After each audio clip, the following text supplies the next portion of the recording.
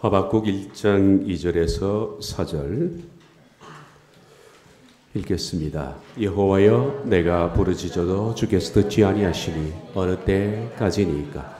내가 강포로 말미암아 외쳐도 주께서 구원하지 아니하시나이다.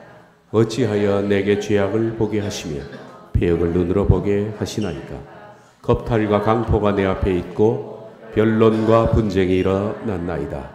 이러므로 율법이 해이하고 저희가 전혀 시행되지 못하니 이는 악인이 의인을 애워쌌으므로 정의가 굳게 행하여 주민이이다. 아멘.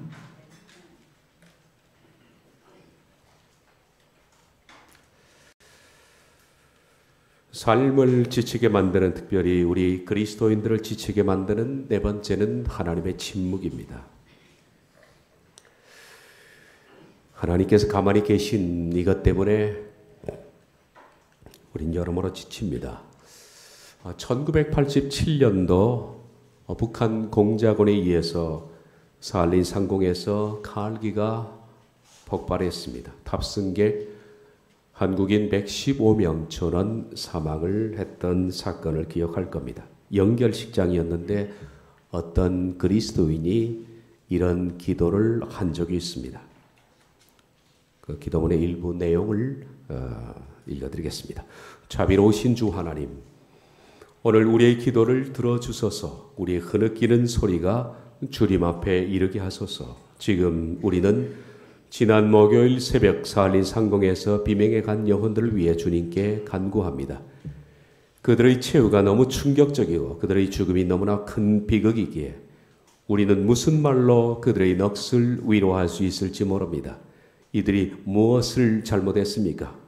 우리가 무엇을 잘못했습니까? 왜 이들이 쏘는 잔인한 그 손을 잡아 멈추지 않으셨습니까? 이들을 왜 그 무도한 원수의 손에 맡기셨습니까? 세계가 주님을 외면하는 저의 응보입니까? 입으로만 평화를 부르짖고 행실로는 온 세계를 멸망시킬 수 있는 무기 생산에 광분하는 거짓에 대한 응직입니까? 그렇다면 그 당사자들을 문책하지 않고 하필이면 이들을 택하셨습니까? 왜 어린 생명까지 앗아가는 것을 보고 계셨습니까? 무고한 자의 피가 오늘의 세계의 양심을 일깨우고 세상의 죄를 사하는데 더 호소력이 있어서입니까?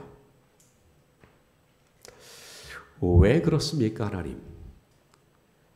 왜 이런 일이 벌어집니까? 이런 많은 질문을 합니다. 우리 그리스도인들에게도 흔히 있는 질문입니다.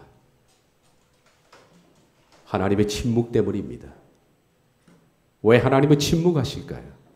왜 가만히 계시는 겁니까? 우리 이렇게 다급한데, 하나님의 응답과 하나님의 일이 필요한데 하나님이 가만히 계시기 때문에 많은 이들이 삶의 힘겨움을 느낍니다. 특별히 하나님 앞에서 경건하게 살려고 애를 쓴 그리스도인들 가운데 이런 상처를 입고 사는 사람들은 적지 않을 겁니다. 기도한 사람들이, 그리고 경건하게 산 사람들이 이런 상처를 입고 삽니다. 우리 주변에는 여러 가지 일들이 일어나는데 부당하고 더럽고 악한 삶의 정황들을 봅니다. 우린 과연 이런 악하고 더럽고 추한 삶 속에 하나님께서 이 세상을 그냥 창조만 하시고 방치하시는가 하는 의구심을 가질 때가 종종 있습니다. 왜 하나님은 악에 대해서 침묵하시는가? 왜 이 세상의 부조리에 대해서 하나님은 침묵하시는가? 왜 악을 묵고하시는가? 가깝게는 내가 겪고 있는 현실과 내가 겪고 있는 고통에 대해서 왜 하나님은 침묵하시는가? 간단히 하나님께서 응답하시거나 간단히 하나님이 역사하시면 될 일을 하나님께서는 왜 가만히 계시느냐? 우리 눈앞에는 악인들이 형통합니다. 사기를 치고 악한 행위를 하는 사람들의 형통의 모습이 전개되고 있는데 하나님은 거룩하게 살리는 사람들, 깨끗한 사람들에 대해서는 방치하는 것 같은 느낌이 듭니다. 왜 거룩한 사람들의 슬픈 호소에 하나님께서는 귀를 기울이지 않으실까? 이것이 고민입니다. 이 고민은 우리만 그런 것이 아닙니다. 우리가 읽었던 선지자 하박국의 고민도 우리와 똑같은 고민입니다. 하박국은 이 문제 때문에 깊이 고민했습니다. 그리고 깊이 갈등했습니다. 왜 하나님은 침묵하시는가 하는 그 선지자의 갈등입니다. 그가 부르짖어 기도하는 내용 가운데 어찌하여라는 단어가 3번 나옵니다. 어찌하여 하나님이 이렇습니까?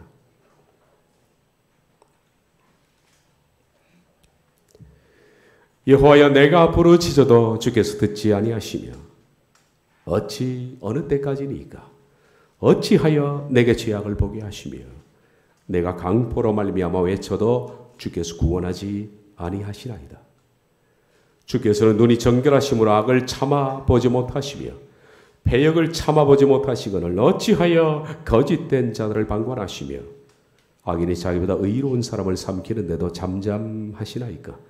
주께서 어찌하여 사람을 바다의 고기 같게 하시며 다스린 자 없는 벌레 같게 하시나이까.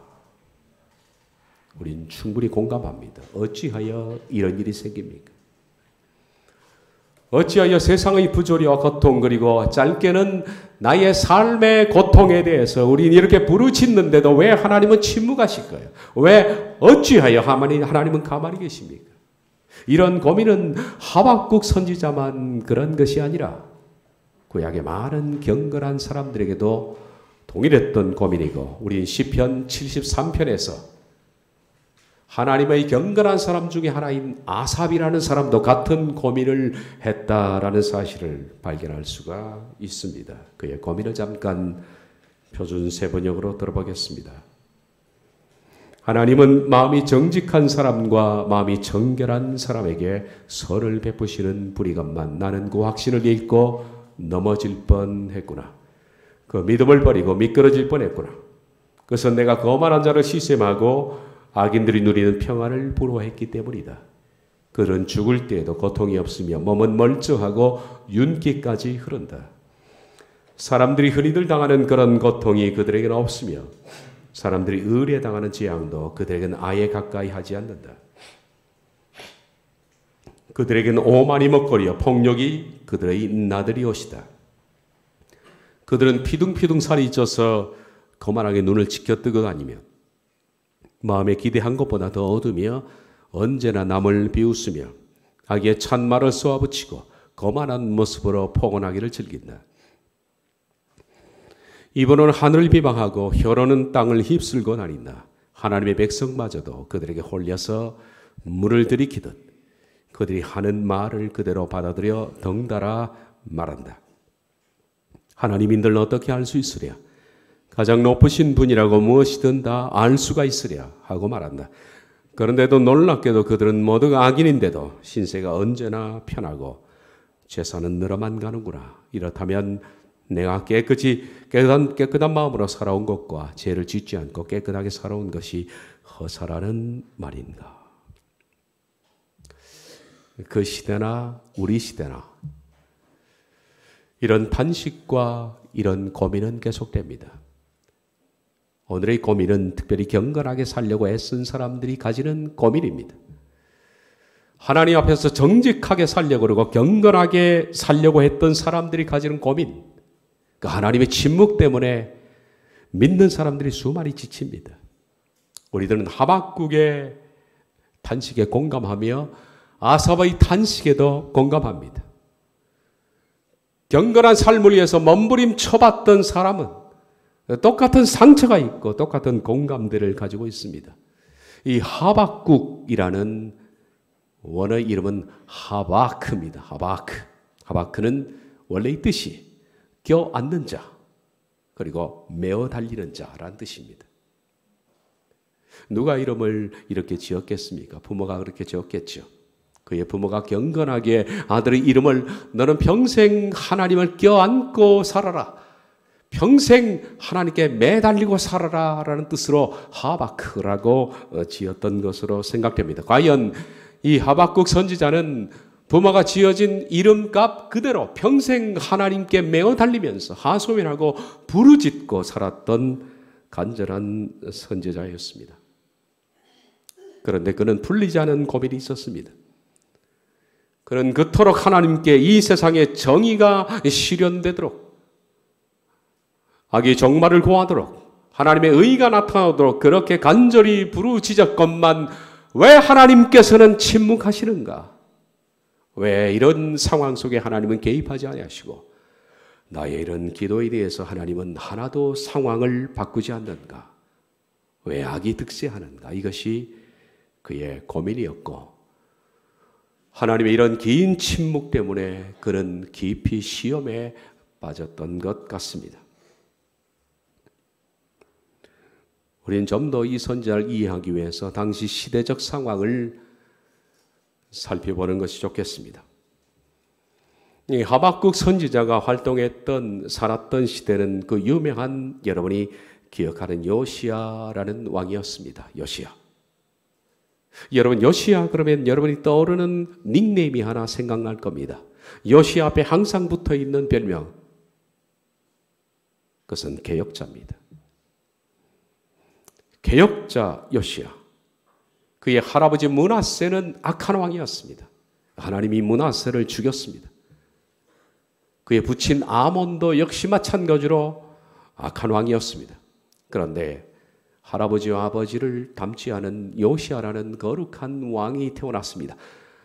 아버지가 일찍 사망했기 때문에 8살의 왕위를 이어받았던 아주 어린 나이에 왕이 되었던 그는 과감한 개혁자였습니다. 당시 자기 주변의 정치인들은 전부 우상과 바알 우상에 깊이 물들어 있던 그때 이 젊은 요시야는 우상과 바알 제단을 과감히 깨뜨리고 신앙개혁을 선포했던, 우리가 이스라엘 그룹의 개혁자 요시야라고 생각되는 그 왕입니다.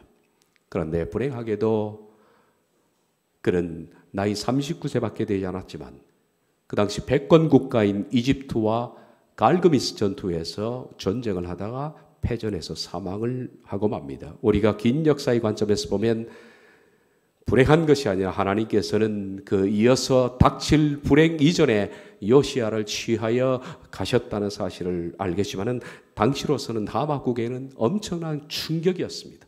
왜 개혁자, 이렇게 탄관머리들이 득실거리고 부패한 왕들이 이어지는 이 시대에 이렇게 하나님을 경외하는 개혁자를 하나님께서는 일찍 요절시키는가?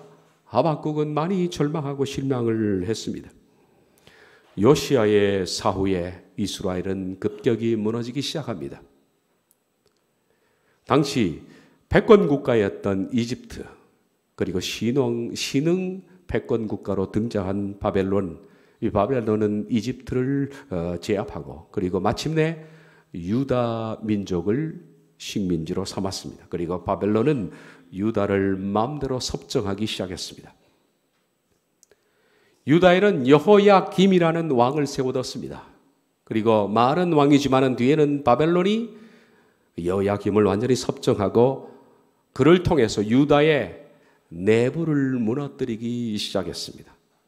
서로 원수가 되게 하고, 그리고 유다의 가장 중요한 자산들을 앗아가는 일들을 했습니다. 그것이 바로 3차 포로라는 것을 여러분이 잘 알고 있습니다. 3차에 걸쳐서 바벨론은 포로를 잡아가는데 1차는 주로 귀족층 사람들을 잡아갔습니다. 그 귀족층에 1차 포로 가운데 바로 다니엘이라는 사람도 포함이 되어 있죠.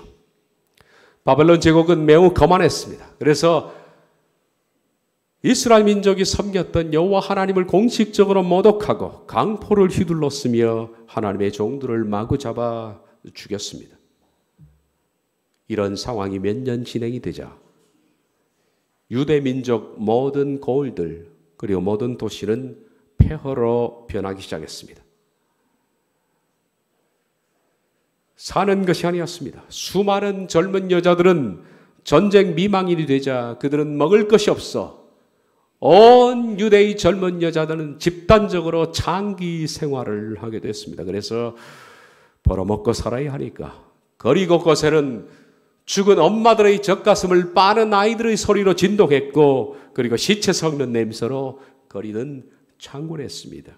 이런 폐허 속에서 유다의 간신배들은 그 불쌍하고 비참한 백성들을 억압하고 착취해서 자신들의 부를 축적해 나가는 이런 처참한 상황이 벌어지고 있었습니다. 이런 상황 속에 하박국이 서 있었습니다. 그는 자신의 이름처럼 하바크, 하나님께 매어 달렸습니다. 하나님 살려주십시오. 하나님이 민족을 회복시켜 주십시오. 어째서 저런 간신배들을 하나님은 내버려 두십니까? 백성들이 고열을 빨고 있고 저 처참한 백성들에게 돈을 착취하고 있는 저 악한 사람들을 하나님 왜 방치해 두는 것입니까? 왜 그들의 악들을 하나님이 제거하지 않는 것입니까? 나는 도무지 이해할 수 없습니다. 그렇게 그는 매달리고 기도했지만 하나님 여전히 침묵하셨습니다. 하박국에게는 이 사실이 하나님에 대해서 굉장히 매정하게 느껴졌을 것으로 생각됩니다.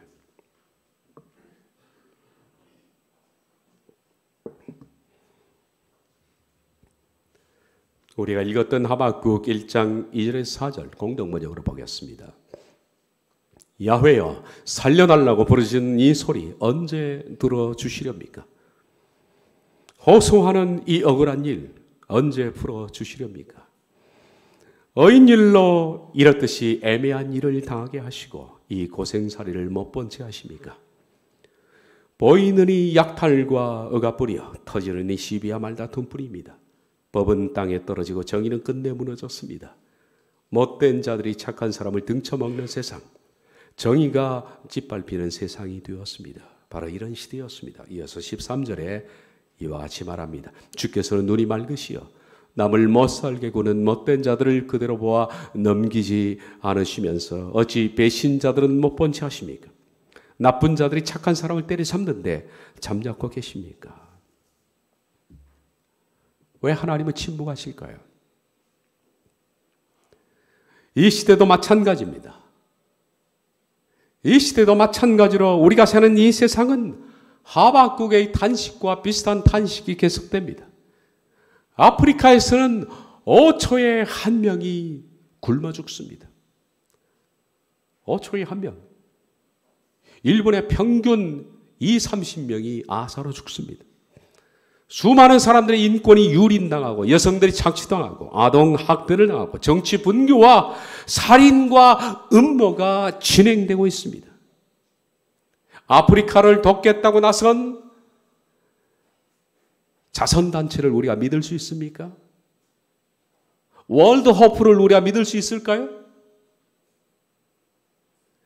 가난한 사람을 구제하겠다고 나선 그런 단체를 우리가 신뢰할 수 있을까요? 그들을 돕겠다고 나선 수많은 자선단체도 걷어들인 돈으로 자신들의 배를 불리는 것을 우선시하고 있습니다. 이 세상은 악인이 득세하고 악인이 형통하고 악인이 추앙을 받습니다. 우리 민족도 마찬가지입니다. 경건하게 사는 사람들은 바보처럼 여김을 받습니다. 경건한 그리스도인들은 이런 사실 때문에 한 번 이상 하나님께 부르짖어 호소한 적이 있을 겁니다. 그런데 우리의 기도에도 세상은 달라지지 않았습니다. 하나님은 여전히 침묵하십니다. 여러분의 개인 상황도 별 다를 것이 없을 겁니다. 교회를 다닌다는 이유로 직장에서 남모르게 손해와 서름을 당하는 사람도 있습니다. 가정에서 멸시와 눈초리를 겪고 핍박의 된소리를 당하는 그런 사람도 있습니다. 이런 상황에서 오직 주님만 믿고 하나님을 섬기는데 나에게 언제나 이 장애물은 가로놓아져 있고 기도해도 상황은 개선되지 않는 것 같습니다. 우린 갈등합니다. 능치 못하심이 없는 것이 하나님인데 우리가 기도하면 적어도 나를 핍박하는 그 상사의 마음은 바꾸어 주셔야 하고 그토록 간절한 가정 복음만은 이루어 주셔야만 할 것 아닙니까? 간절한 기도에도 불구하고 가족들의 마음을 움직일 기미조차 보이지 않습니다. 오랫동안의 기도하면서 우린 지쳐갑니다. 하나님이 과연 살아계실까? 의구심이 꼬리를 물고 일어납니다. 어떤 때는 신앙 고백을 뒤지고 엎고 싶은 그런 충동도 느낄 겁니다. 하박국의 심정입니다. 하나님이 전능하시다면, 우리를 정말 사랑하신다면 하나님 왜 어찌하여 이런 일이 일어나도록 하나님은 방치하십니까? 동일한 마음일 겁니다. 왜 그러실까요? 하나님은 저기서 이 세상을 방관하면서 팔짱만 끼고 구경만 하실 거예요. 우린 하박국의 고민을, 이 질문을 이사야서에서 답을 들을 수가 있습니다.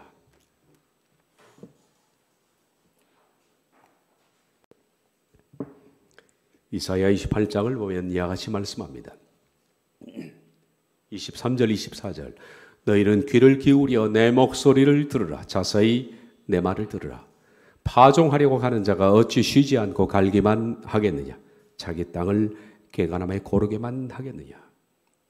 마찬가지로 이사야 선자의 고민에 대한 하나님의 응답입니다. 이사야 선자도 하박국처럼 같은 고민을 했습니다. 하나님 너무 힘듭니다. 너무 고통스럽습니다. 왜 하나님은 그런데 우리의 고통을 이처럼 방관하십니까? 내버려 두십니까? 라고 할 때 하나님께서 이사야에게 말씀합니다. 내 목소리를 지금부터 너는 귀담아 들으라. 네가 생각하는 나의 침묵에 대한 답은 다음과 같아. 너는 자세히 내 말을 들으라. 라고 하시면서 하나님은 갑자기 팔레스타인에 농사 짓는 얘기를 하십니다. 다시 말해서 팔레스타인의 농부가 농사하는 과정과 하나님께서 역사와 모든 우리를 움직이는 그런 방법이 아주 흡사하다는 얘기입니다. 비슷한 거죠. 그래서 농부가 농사하는 과정을 통해서 하나님의 침묵에 대한 답을 이사야에게 주는 겁니다. 이것은 하박국에게도 답이고 우리에게도 답이 됩니다. 아삽에게도 답이 되는 겁니다. 일치하는 것이죠. 하나님 말씀하십니다. 나는 역사의 농부다. 농부가 어찌 끝없이 농터를 갈기만 하겠는가? 너희가 당한 고난은 끝이 있다. 그리고 아무 생각 없이 농부가 땅만 갈겠는가? 농부는 땅을 갈 때는 적어도 모든 계획에 대해서 생각을 갖고 있다. 내가 너희를 고난 가운데 방치하는 것은, 그리고 침묵 가운데 내버려 두는 것은 농부처럼 저 멀리 내다보는 깊은 계획 가운데 땅을 가는 것이다. 자기 땅을 개간하며 고르기만 하겠는가? 이도 만군의 여호와께로부터 난 것이요 그의 경력은 기묘하며 지혜는 광대하니라. 하물며 농부도 땅을 갈 때는 생각을 합니다. 다 계획을 갖고 가는 거죠. 하물며 이 세상을 경영하는 하나님, 그 경영은 사람의 생각을 뛰어넘는 기묘, 원더풀한, 사람이 깜짝 놀란 원더풀한 생각을 가지고 있고 광대한 지혜를 가진 하나님께서 어찌하여 아무 생각 없이 고난을 방치하겠는가? 하나님의 침묵에는 깊은 계획과 깊은 뜻이 담겨 있다라고 말씀을 합니다. 한 국가나 교회, 그리고 여러분들의 삶 속에서 발생하는 고통은 결코 우연히, 그리고 하나님께서 방치하는 고통은 아무것도 없습니다. 우리가 오해할 뿐입니다. 하나님께서는 역사의 농부이신지라, 그리고 내 삶의 농부이신지라, 나를 경영하거나 역사를 경영할 때 하나님은 깊은 계획을 가지고 있고 그 고난을 다루어 나가는 하나님의 모략과 지혜가 있다는 겁니다. 자, 농부 얘기를 좀 더 들어보시기를 바랍니다. 겨울이 지나고 날이 풀리기 시작하면서 농부는 들판에 나갔습니다. 나가보니까 겨울 동안에 딱딱하게 굳어있는 땅이 있습니다. 농부는 그 땅을 절대로 가만둘 수가 없습니다. 농부는 땅을 개간해야 됩니다. 그의 머릿속에는 이 땅에 뭔가를 심어서 수확해야만 하는 겁니다. 그러면 농부가 제일 먼저 그 땅에 가하는 첫 번째 행동은 뭘까요? 땅을 갈아엎는 겁니다. 딱딱한 땅을 갈아엎는 겁니다. 쟁기를 가지고 밭을 뒤엎고 그리고 흙덩이를 부수고 땅을 부드럽게 갈아야 합니다. 그것이 바로 고난입니다. 고난이라는 것은 하나님께서 한 개인을 그리고 한 역사를 한 그룹을 다뤄 나가는 데 있어서 하나님의 놀라운 계획을 가지고 하나님이 첫 번째 시도하는 시행입니다. 그런데 우리들은 이 고난이 오면 하나님께서 왜 나를 이렇게 다루시는가 라고 항변합니다. 그러나 갈지 않으면 어떻게 씨를 심을 수가 있습니까? 복받기 원한다면서요. 하나님의 사람 되기를 원한다면서요. 그렇다면 하나님은 우리에게 쟁기를 들고 우리의 삶을 갈아야 되지 않습니까? 등아리가 휠 정도로 굉장한 고통으로 우리의 삶에 다가옵니다. 살다가 갑자기 예기치 않는 고난이 그리고 고통스러운 사건이 내 인생에 들이닥치는 겁니다. 그럴 때 우리들은 이런 식으로 생각합니다. 왜 하나님은 나에게 이런 일을 주시는가? 내가 뭘 잘못했길래? 잘못한 거 없습니다. 하나님이 그렇게 하시려고 작정하신 겁니다. 그럴 때 우리들은 기도합니다. 하나님, 이 어려움을 물리쳐 달라고 기도합니다. 그런데 하나님은 침묵하십니다. 우리는 이해를 못합니다. 왜 하나님이 침묵하실까? 우린 깊은 좌절 속에 빠집니다. 그러나 이 시기가 바로 하나님께서 내 인생의 밭을 뒤엎는 시기입니다. 여러분이 하나님께서 나를 새롭게 만들어 달라고, 내 인생을 새롭게 만들어 달라고, 내가 하나님의 사람 되게 해달라고, 역사를 주관해 달라고 기도하는 순간부터 하나님이 제일 먼저 시작하는 것이 바로 고난이라는 사실을 잊지 말아야 합니다. 인생의 농부이신 하나님께서 내 인생의 밭을 뒤엎고 돌덩이를 걸러내고 흙을 잘게 부수고 쟁기로 가는 시기. 왜냐하면 우리의 영혼이 너무 굳어져 있기 때문입니다. 이런 상황 속에서는 하나님 말씀을 들어도 그것이 씨가 발화가 되지 않습니다. 열매를 맺지 않는 거죠. 딱딱한 땅에 씨를 뿌리면 절대로 싹이 나지 않습니다. 마찬가지로 단단한 우리의 마음, 삶의 일상으로 무뎌진 마음, 은혜가 둔해졌고 깨닫는 것이 둔하고 먹고 사는 일에 바빠서 마음이 굳어진 그 상태, 이런 상태에 씨를 뿌린들, 우리가 주일날 말씀을 들은들 우리 속에 무슨 싹이 나고 열매를 맺겠습니까? 허리가 휠 정도로 고난을 닥쳐봐야 우리의 마음은 뒤엎어지는 겁니다. 하나님께 간절해지기 시작하고 하나님 말씀을 달게 받기 시작하는, 그래서 고난은 유익입니다. 그것이 바로 고난입니다. 이런 상황 속에 이유를 알지 못하는 사람들은 탄식합니다. 하나님의 침묵에 대해서 항변합니다. 왜 고통스러운 상황을 하나님은 내버려 두시는가? 왜 가만히 있는가? 라고 항변합니다. 그러나 이런 고난은 계속되는 것은 아닙니다. 아까 얘기했죠? 파종하는 자가 어찌 쉬지 않고 갈기만 하겠는가? 고난이 목적이 아니라는 겁니다. 자기 땅을 개간하며 고르게만 하겠는가? 이제 개간이 끝나면 지면을 이미 평평히 하였으면 소외양을 뿌리고 대양을 뿌리며 소맥을 줄줄이 심이며 대맥을 정한 곳에 심으며 귀리를 그가에 심지 않겠는가?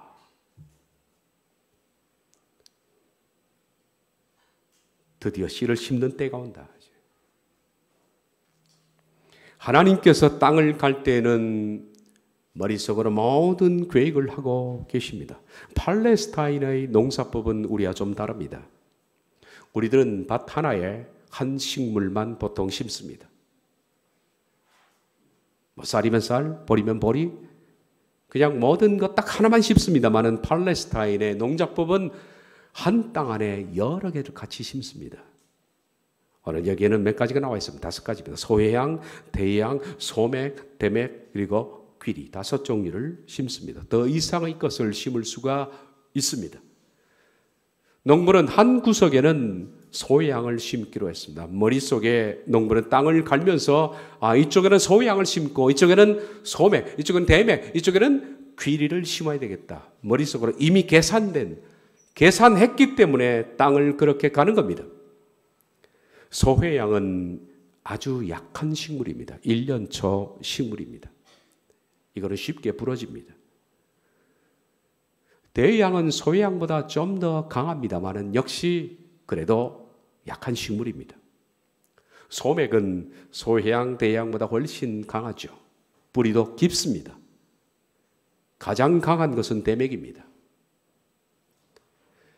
그리고 소맥과 대맥 사이에 귀리를 심어서 경계선을 만들기로 작정을 했습니다. 그래야만 소맥과 대맥을 구별할 수가 있으니까 농부는 밭을 갈면서 이미 머릿속에는 다 계산하고 있습니다. 어떤 곳에 아주 연약한 소양을 심어야 할지, 그리고 어떤 곳에는 대맥을 심어야 할지, 소양을 심어야 하는 곳에는 밭을 세게 갈 필요가 없습니다. 아주 약하게, 그리고 씨도 얕게 심어야 합니다.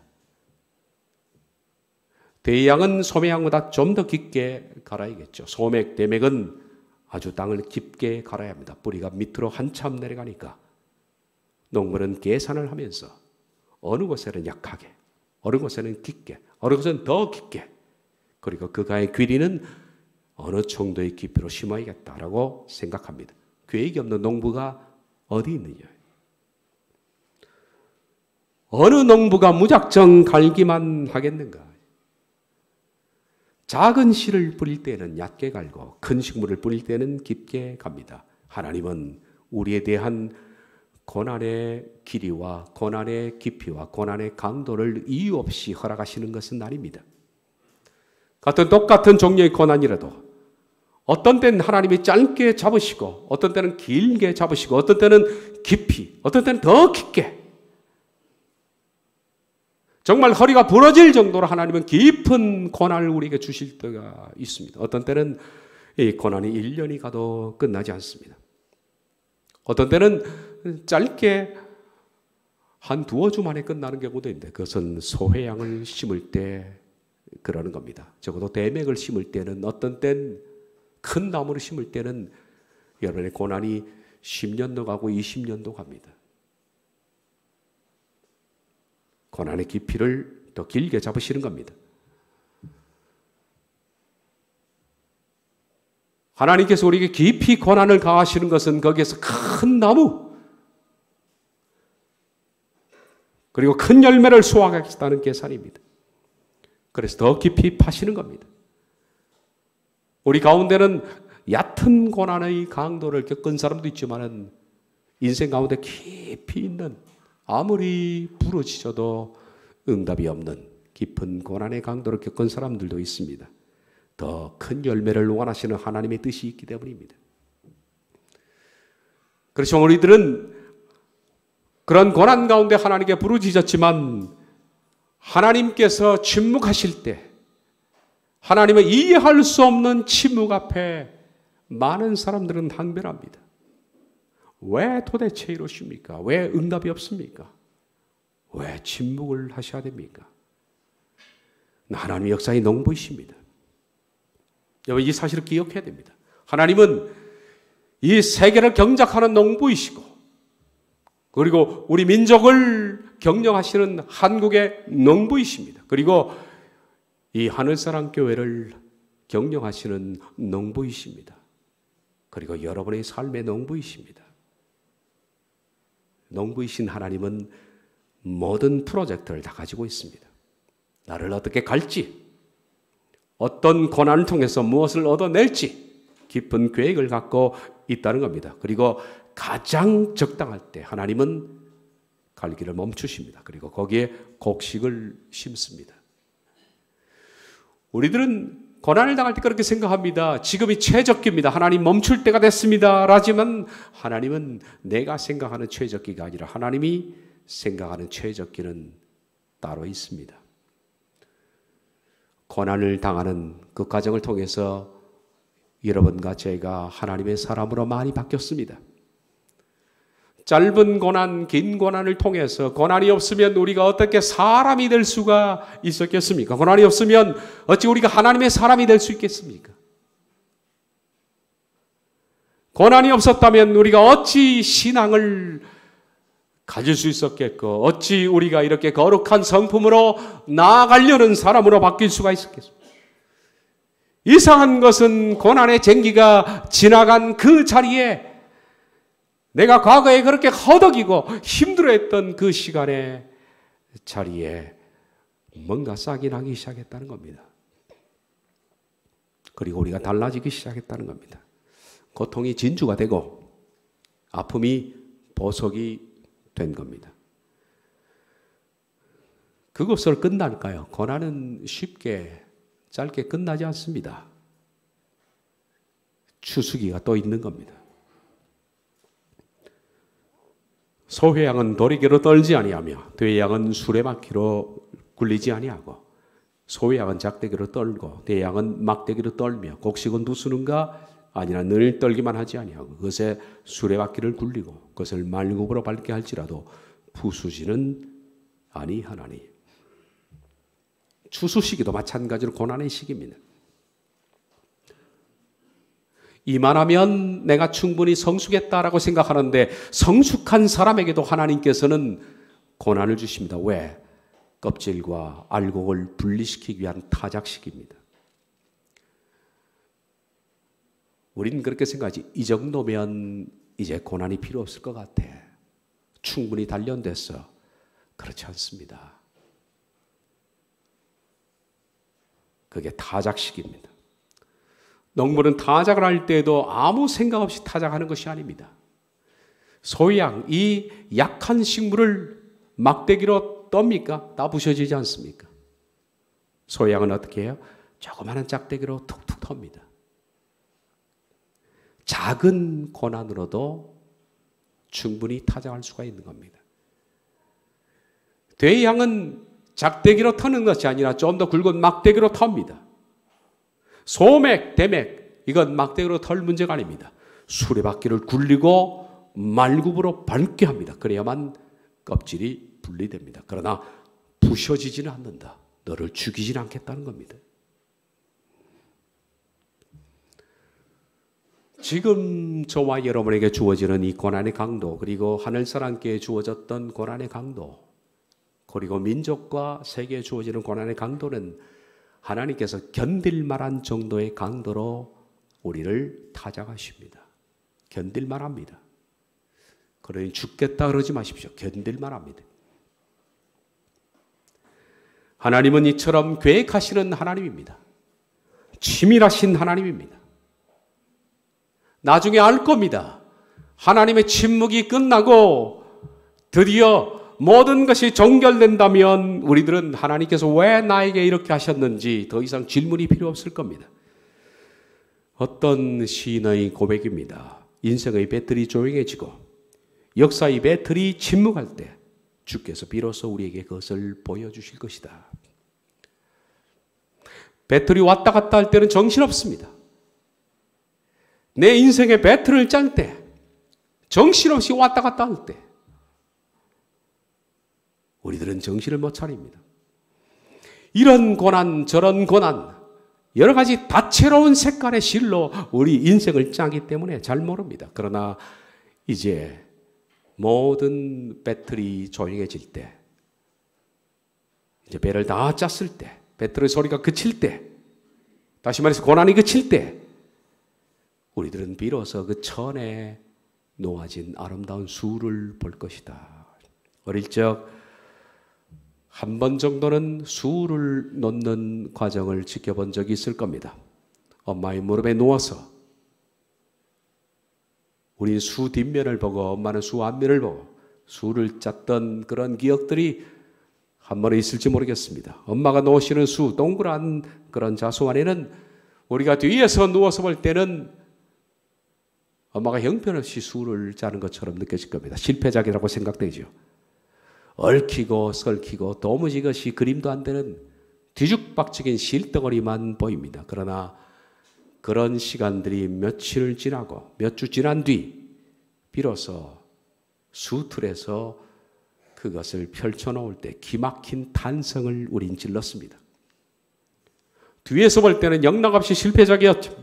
수의 앞면을 보는 순간 거기는 나비가 나르고 개천이 흐르고 꽃들이 만발하는 아름다운 수가 놓아진 것을 보는 것처럼 인생이 뒷꼬이고 엉망처럼 보이는 그 시간, 이것이 지나고 하나님의 침묵의 시간이 끝났을 때 하나님께서 우리 삶 속에 놓으신 놀라운 작품들을 보게 될 겁니다. 이로 인해서 내가 이렇게 성숙했구나 하는 겁니다. 인간의 감성과 우리 이성적인 시각으로는 밑에서 쳐다보면 답답해서 하나님이 답답해서 견딜 수가 없을 겁니다. 어떤 때는 내가 생각하는 것, 내가 하는 방식이 더 옳은 것 같고 더 빠른 것 같은 생각도 들 겁니다. 왜 이렇게 하나님이 느리시는가? 왜 이렇게 더디시는가? 왜 이렇게 일을 못하시는가? 답답해 보이겠지만 그것은 우리의 우매한 생각일 뿐입니다. 시간이 지나서 그 수를 뒤집어 놓을 때 우리들은 와 하는 탄성을 지르게 됩니다. 아, 합력해서 하나님이 선을 이루셨구나. 그래서 그랬구나. 하나님은 세례 요한을 옥에 가두지 않게끔 막을 수도 있었습니다. 목배임을 당하지 않게끔 막을 수 있었습니다. 스데반이 돌에 맞아 죽을 때 하나님은 돌을 집어든 사람을 벼락을 내리쳐서 즉사시킬 수도 있습니다. 그런데 하나님은 그러지 않았습니다. 내버려 두셨습니다. 초대교회는 이 사실로 인해서 매우 고통스러웠습니다. 그러나 시간이 흐른 다음 왜 하나님은 스데반을 막지 않으셨을까? 우리는 그 이유를 발견하게 됩니다. 앞으로 사도행전 강의에서 그 이유를 더 디테일하게 들을 수가 있을 겁니다.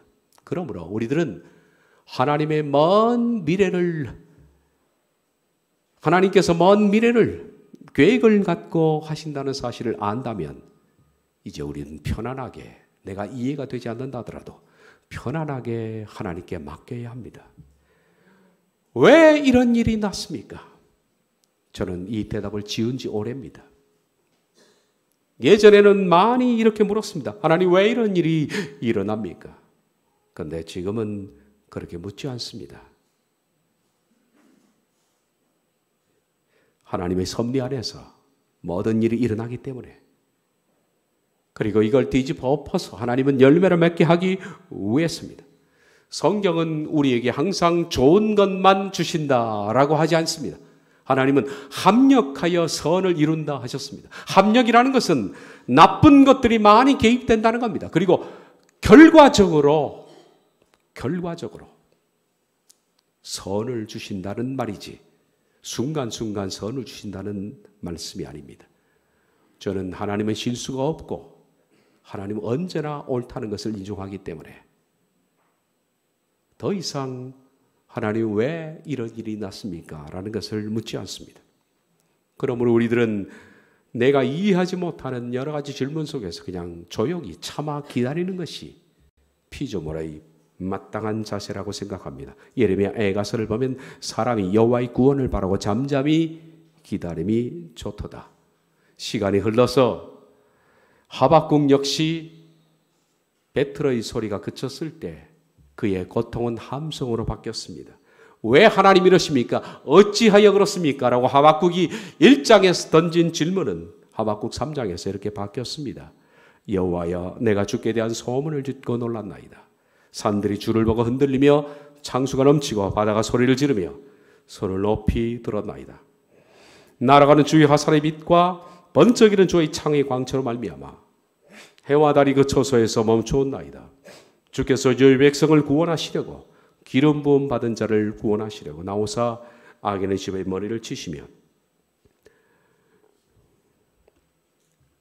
비록 무화과 나무가 무성치 못하며 포도나무에 열매가 없으며 감람나무에 소출이 없으며 밭에 먹을 것이 없으며 우리 양이 없으며 외양간에 소가 없을지라도 나는 여호와로 말미암아 즐거워하며 나의 구원의 하나님으로 말미암아 기뻐하리로다.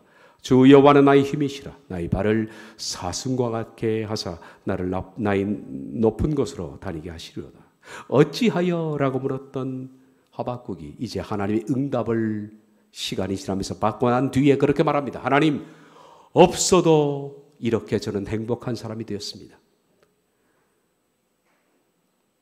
무화과 나무에 열매가 없고 소출이 없고 외양간에 소가 없고 그래도 예전에는 왜 하나님 가난한 사람을 내팽겨 칩니까? 왜 그들은 악인들은 잘 살고 선인들은 이렇게 힘들게 사는 것입니까? 라고 반문했던 하박국이 이렇게 말합니다. 하나님, 없어도 저는 이렇게 행복합니다. 여호와 하나님에 대해서 즐거워합니다. 안 주셔도 괜찮습니다. 왜냐하면 제가 바뀌었기 때문입니다. 하나님께서 쟁기로 고난을 주시는 이유를 알 수 있을 것 같습니다.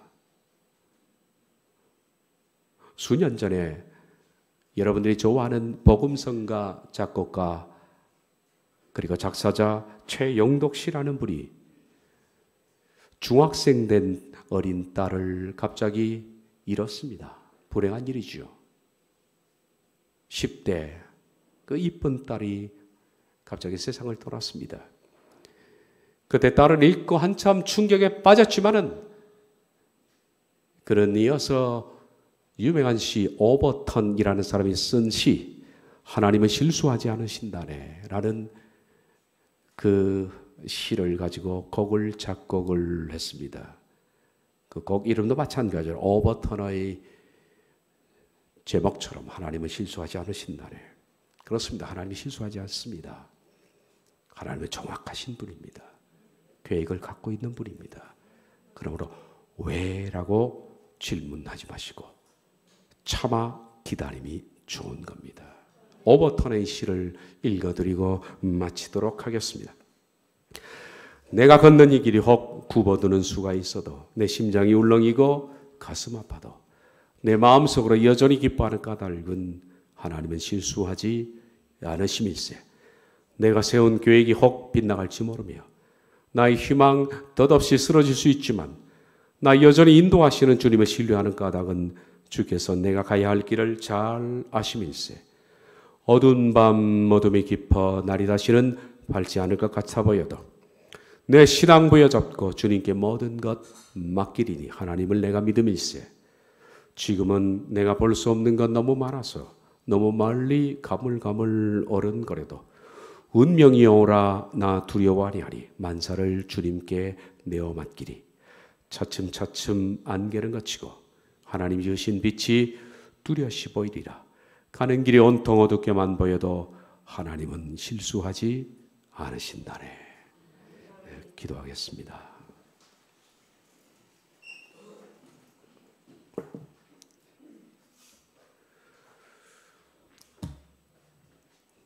우리는 하나님의 침묵을 오해해서 많이 지쳤던 때가 있었습니다. 나는 바르게 산다고 생각하고 나는 경건히 산다고 생각하는데 하나님 왜 내 삶 속에 이런 일을 주시는 겁니까? 왜 내 기도에 응답하지 아니하시고 부르짖음에 침묵하십니까? 라고 하지만은 시간이 흐른 뒤 하나님의 침묵 속에서 우리들은 내가 이 정도 성숙할 수 있는 성장의 열매를 거뒀습니다. 앞으로 우리에게 닥치는 모든 고난 내가 이해하지 못한다 할지라도 참아 기다리겠습니다. 왜냐하면 하나님은 실수하지 아니하시는 나의 농부이시기 때문입니다. 이 국가도 하나님이 경영하십니다. 이 민족도 그리고 답답한 일도 우리 가정도 이 교회도 내 자신도 농부이신 하나님께서 계획을 갖고 경영하심을 인하여 찬양을 올립니다. 예수님의 이름으로 기도하옵나이다. 아멘.